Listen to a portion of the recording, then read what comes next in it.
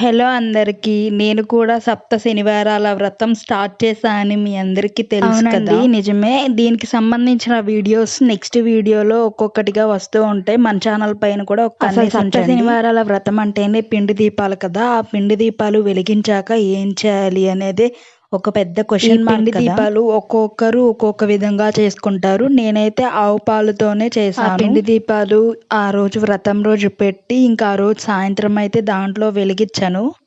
Next day ఆ పిండి దీపాలన్నీ తీసేస్తాం కదా! అప్పుడు దాన్ని ఏం చేయాలంటే వాటర్‌లో కలిపేసి మనం లేదా తులసమ్మ దగ్గర లేదా పారే నీళ్ళల్లో అయినా వదిలేసేయొచ్చు.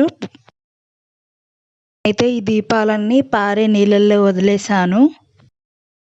లేదంటే ఒక గిన్నెలో వాటర్ పోసుకొని ఆ పిండి దీపాలేసి ఒక 10 నిమిషాలు ఆగితే ఆ పిండి మొత్తం కరిగిపోయి వాటర్‌లా మారుతుంది కదా!